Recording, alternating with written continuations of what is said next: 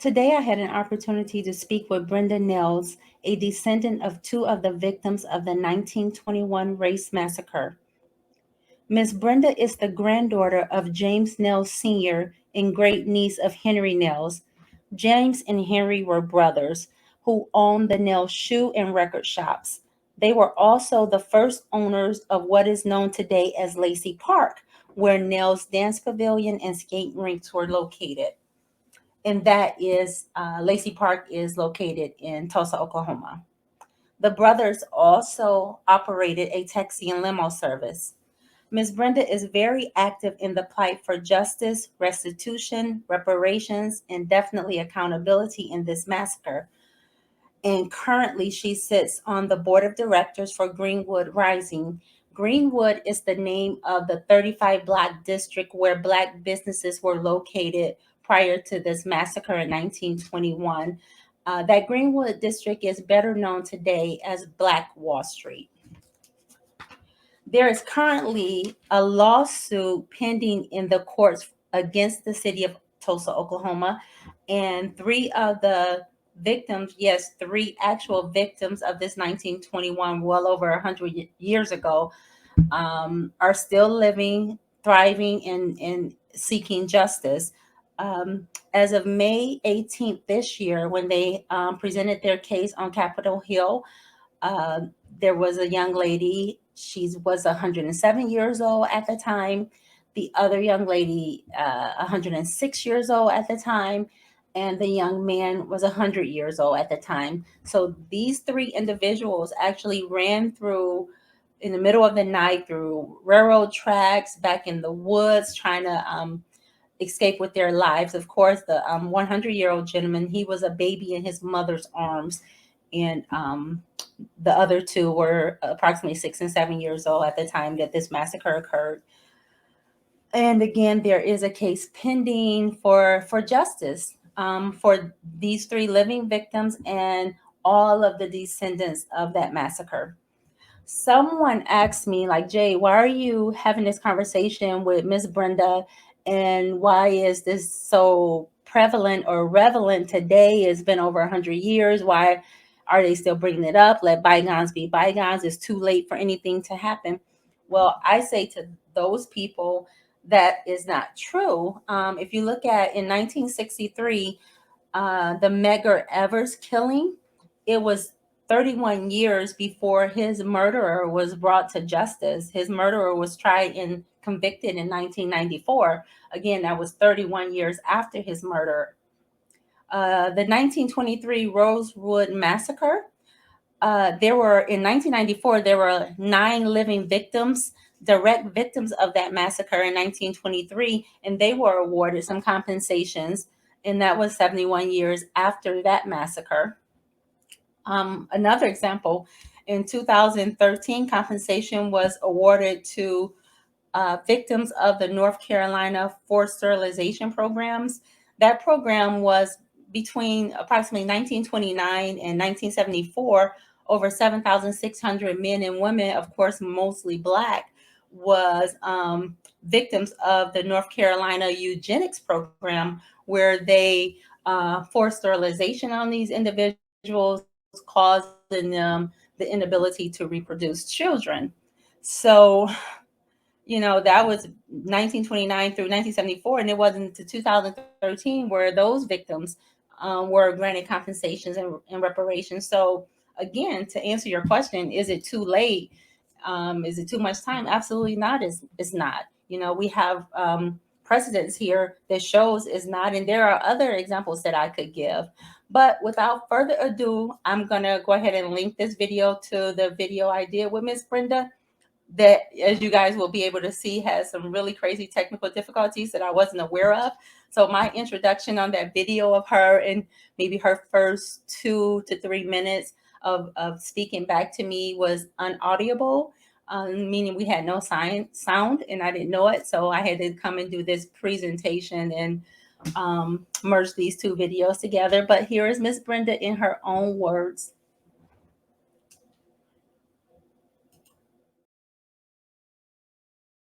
Passengers, survivors, and Black Ambassador Nell Sr., who, while my Henry Nell, were the proud owners of the Nell shoe shop and record shop that was located at 121 North Greenwood Avenue and various locations throughout the community.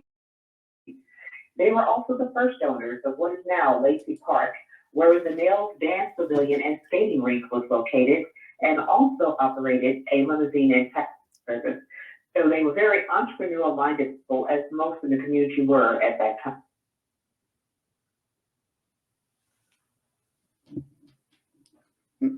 Miss Brenda? Yes. Okay, great. So is your grandfather, or was your grandfather James Senior Nels? James Nels Yes, Senior? Yes, his name was James Nels Sr., and he, along with his brother, Nels, basically stopped, and it was operated along with other family members. My grandmother, Nora Nels, and also other family members and community members were employed and basically made up the company. And their businesses was located in the actual Greenwood district, correct?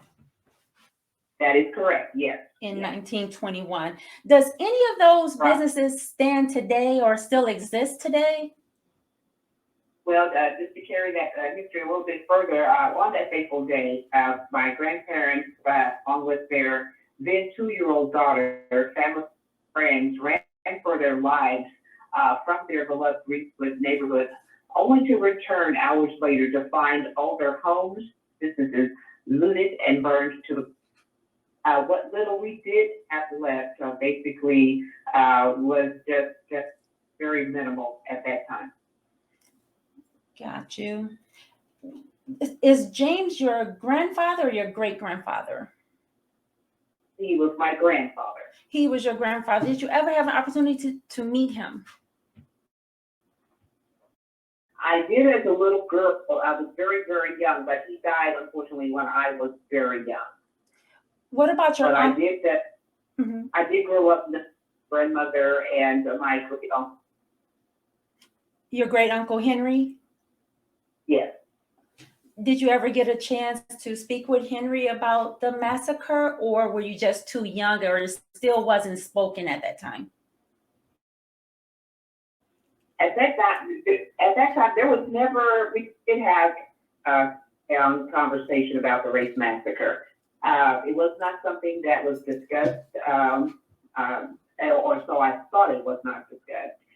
It was always grown folk conversation, and there were little snippets that I heard as a little girl, wherein I knew that my grandmother always had to hide in a church for some reason, but I never knew why. I was very, very young when I heard that. Also, I knew that whenever we would pass by Oak Lawn Cemetery, which is the cemetery that we are now victims of the massacre, the comment would always say, "No, they're still over there," and everybody in the car free. So as I said, I was very young. I didn't know what those conversations were about. But of course, as I grew older and became aware of our history regarding the massacre, which was many years later, and those family members had passed away, I understood what those cases were about. Got you. So there was like something in the air about it, but it just didn't come together for you fully until you were how old?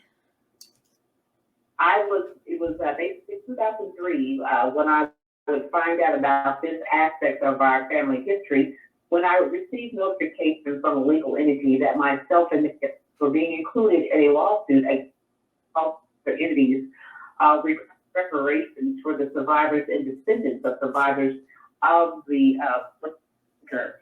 And it was at that time that I wondered why I was receiving that letter. And I remember reading that letter 5 times.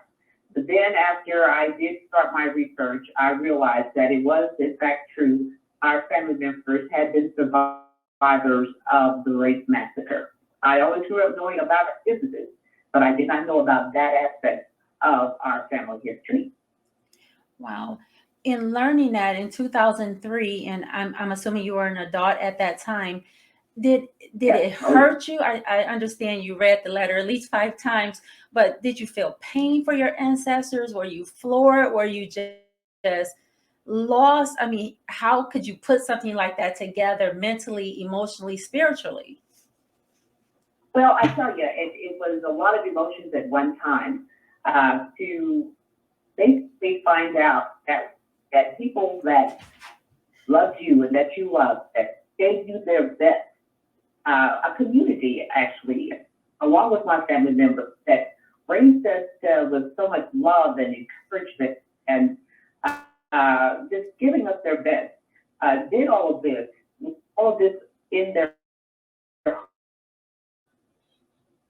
and I'm very, very grateful to my family members, our community first for what they did, because reason to raise us in a very negative manner, but they didn't. As I said, the call of the community was to get your education, your best, do your best.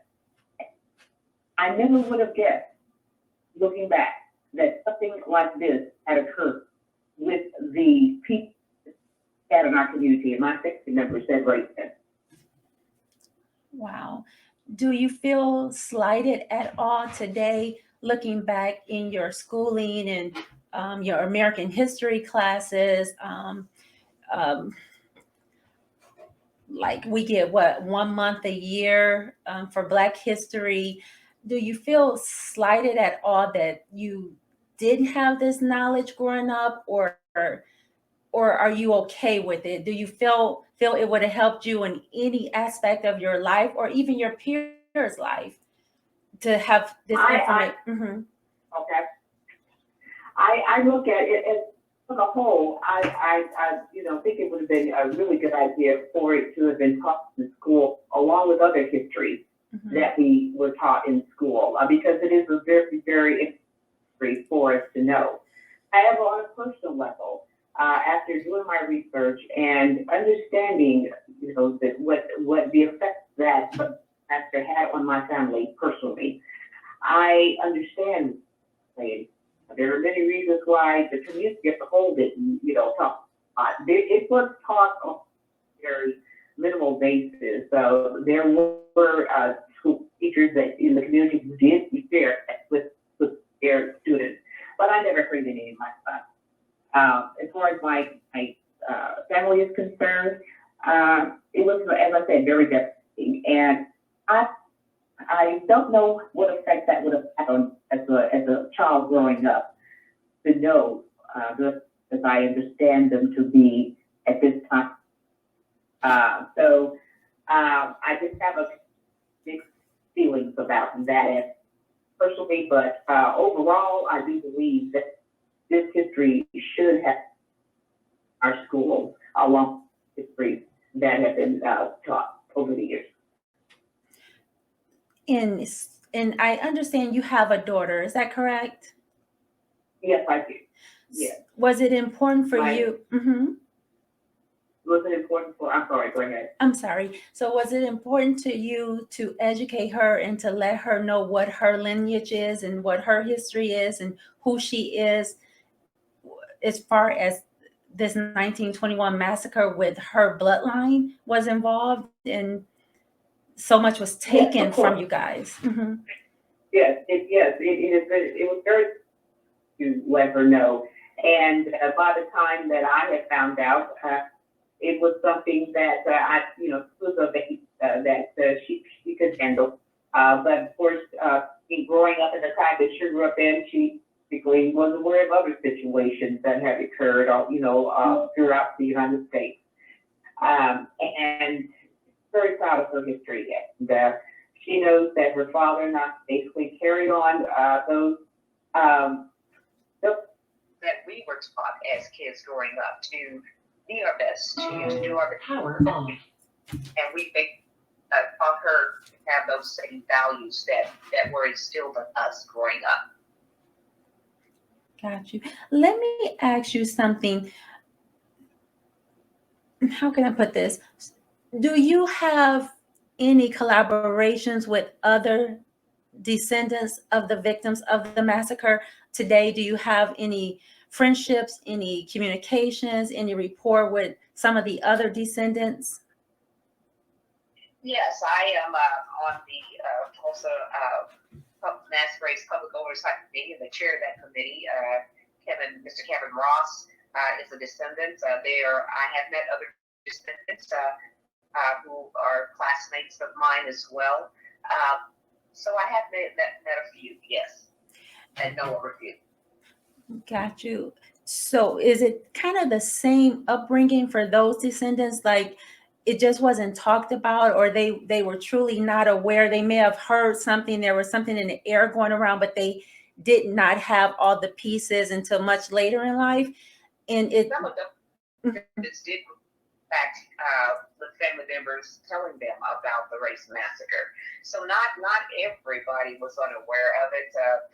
Families did talk about it to their children, the people in my generation, heard about it from their parents and maybe grandparents. But there was some talk about it in the community. It may not have been to the extent that it could have or should have been. But great lengths were taken by various entities in the city and state for the conversation not to be held about the race massacre. So they were very, like I said, very, very, there were quite a few other situations that occurred why people did not hear about the race massacre. Yeah, I can understand why the powers that be did not want this talked about. I mean, whether it was city, state, or federal government, somebody really high up made the decision to drop a bomb or bombs on a city full of civilians. So of course they wanted this to stay under the rug. That rug wasn't big enough to keep something like that from coming to light like it has today. Because I grew up in the North. I went to school in the North, and I just had no idea. I had no idea about any of this until actually like the last 2 years. Right. Which is 17, 18, 19 years after you learned about it. It's bananas. It's like it's still just coming to the forefront for a lot of people. That's true. And so it's nice in this day and time. I know that my grandparents, our community members, could have never imagined this point in time when we'd be talking about the race massacre, no less attempting to find victims of the race massacre, to give them the due respect that they deserve. Absolutely. And speaking of the due respect, the ones that actually lost their lives, at first it was said it was 30, but we know that number. You can't drop bombs on a city full of people and say it's only 30 deaths, not counting the men and women that was on the ground actually killing and running into people's homes and dragging them out and lynching them and killing them and shooting them in cold blood. So of course it's more than 30. I've been told, or I've been researching this, say about 300 is guesstimated now. You being in right there at the front line today, what is the consensus of the numbers that we think are the victims that actually lost their lives back on that fateful day? Truthfully, I don't believe that we will ever really know the true numbers that lost their lives. Victims their bodies were disposed of in various manners, thrown into the Arkansas River. Wow. They were basically, piled on top of trucks and taken out of town. They are, just so many various situations occurred to get rid of our bodies. So we will never really know how many people actually passed away. I think it is in possibly the hundreds. Wow. Let's briefly go back to how this all started. I would like the audience to have a sense of what happened, what started this. At first it was said a riot, but today they have changed the language. I think you told me that the official language is massacre now. Very good. What started this massacre? There was a young man, a 19-year-old young Black man that worked at a shoe shop somewhere in Tulsa. I'm not sure if that shoe shop was in the Greenwood district or just in Tulsa itself. And it was the shoe shop where this young man was employed at that time was in downtown Tulsa on Main Street. Okay. He basically working down there for some time, and in order for him to be able to go to the restroom, he had to go to another building that was designated the only place where people of color could go, and have to take an elevator up to a certain floor in this building.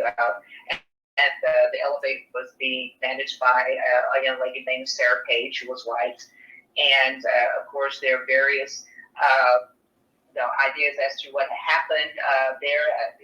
He basically felt that accidentally tripped and fell maybe against her some sort of way, and it just she screamed, and it just sort of went from there. Yeah, there's a few different reports about what happened in that elevator. Some said that they actually had an affair. Of course, it would be forbidden back in 1921. Some say that he actually did assault her. Some say that again they were in some type of relationship, and they kissed as the elevator opened up. A Caucasian gentleman saw it, and they both just ran out, and it just started. No matter what happened on that elevator, seemingly the newspaper there in Tulsa incited this whole stream of events because, and let me know if I'm wrong, because this is just out of me researching, that they put out in the paper, and it's like a call to action, like we have to do something. We have to protect the dignity of this young lady because she was violated by this young colored guy or man, and it just incited the whole thing, and of course it catapulted after that. Is that true with the newspaper article? Yes, that has been a part of the story that has been displayed, is that there was in fact an article to that effect in the paper, and the topic of it was Mad Negro. And basically what you said, that it was felt that the young lady had been violated. But as I said, we really don't know what happened in that elevator and what caused her to scream that way. It is known that someone heard the scream in another building and came from across the street, and basically, made some, decisions that, or basically said that something had happened, and it just sort of went from there. We don't really know what the true story is. Yeah. In this part of the story, it really just nails the fact, no pun intended, but it nails the fact that media is very powerful. It's very powerful, and it can be used, negatively or positively, but it's very powerful. For a massacre to occur after this article is ran, that's crazy power. And I just really want people to think about that. And I don't want to go into too much of that right now, because that's another whole talk show. But do you know of any of the descendants of this young man? No,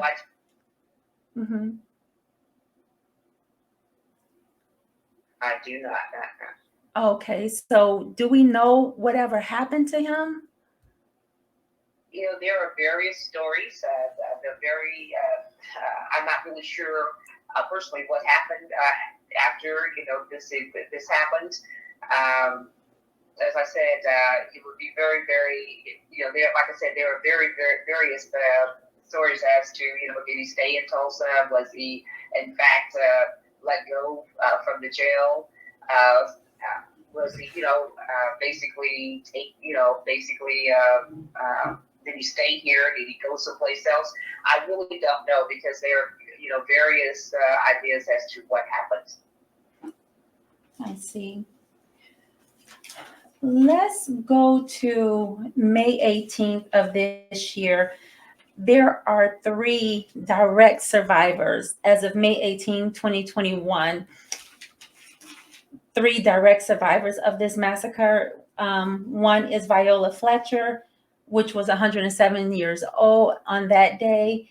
Lastly, Randle, 106 years old as of May 18, 2021. and Hughes Van Ellis, 100 years old, as of May 18, 2021. So apparently they spoke on Capitol Hill to, I'm not understanding what that was about totally. Was it to get a bill passed to help pass legislation to get reparations for the massacre, for the direct victims and the descendants? Yes, there basically was some a meeting to basically get legislation to recognize what the survivors and the descendants of the survivors went through back then. So that is still, as I said, conversation after over 100 years at the time. But yes, it is very, very awesome to have these survivors still with us, and to be able to memorialize them and honor them in the way that they deserve. Absolutely, absolutely. I know October the 2nd, 2021, and this has been about 6 months now since that hearing on Capitol Hill with those direct 3 victims of the massacre. But on October 2nd, 2021, the case went in front of a judge to see if they're going to have a trial date or set a trial date or move to trial for a lawsuit that was filed against, I think it was the city of Tulsa. And I'm not sure if you're even at liberty to discuss this case. No, I am really not at this time because Okay. it is litigation.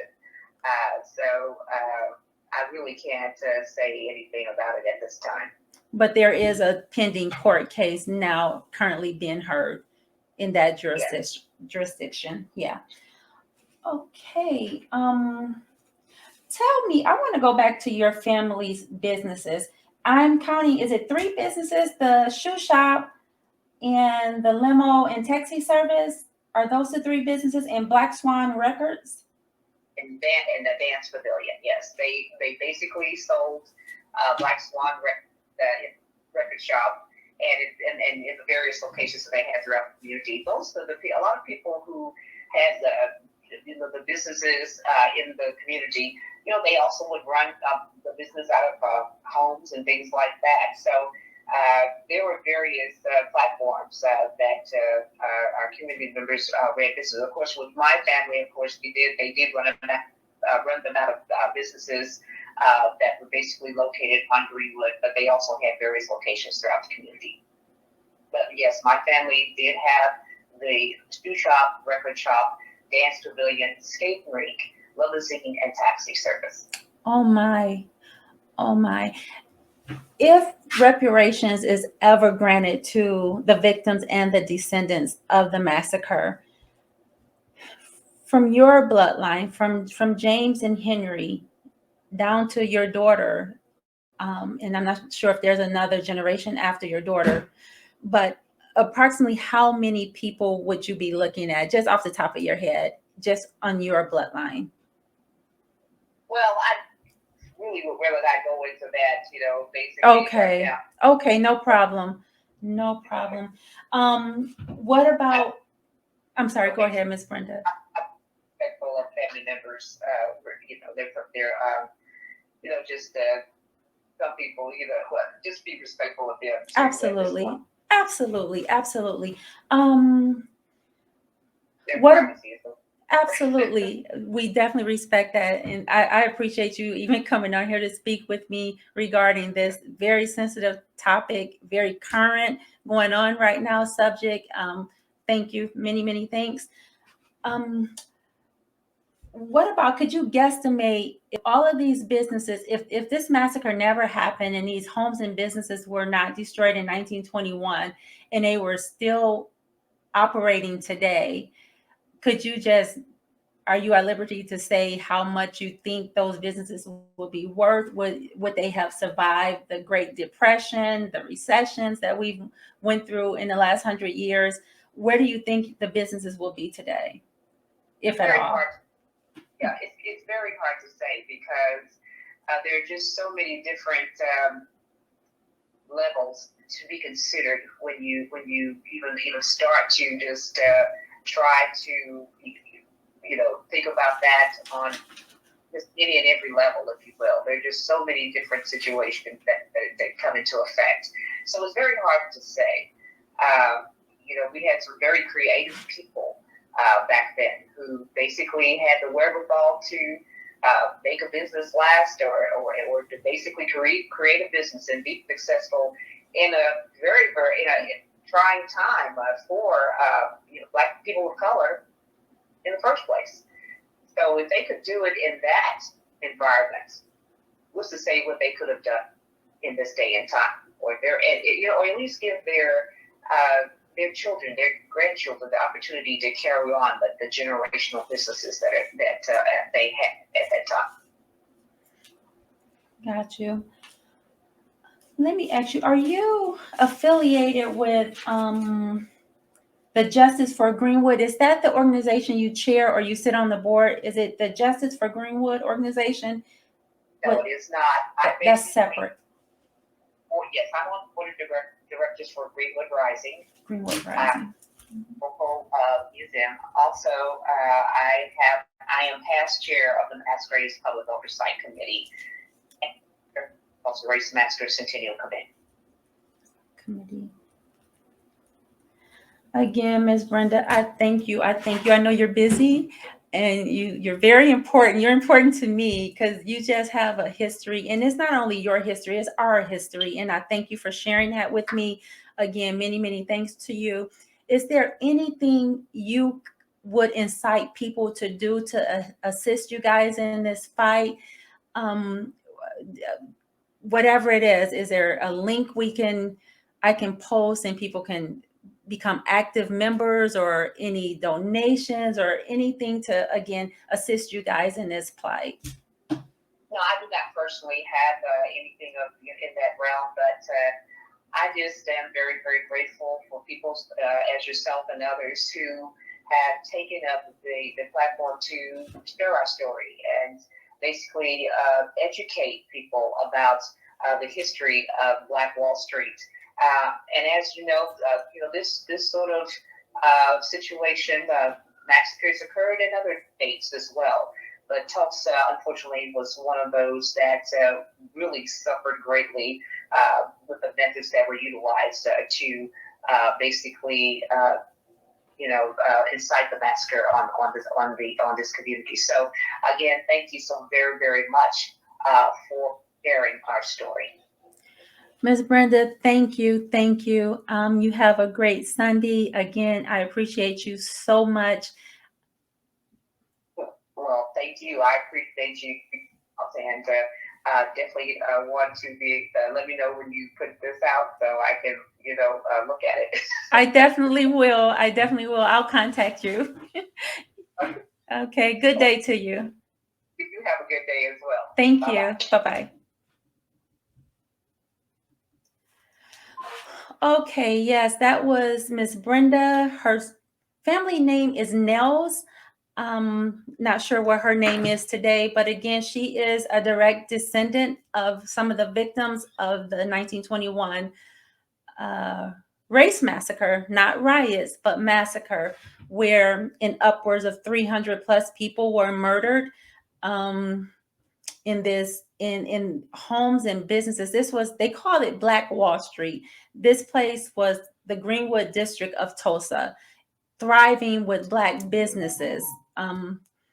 So again, we appreciate Ms. Brenda speaking with us via phone. She didn't want to come on video and talk with us, but again, we appreciate her giving her voice as she did via phone.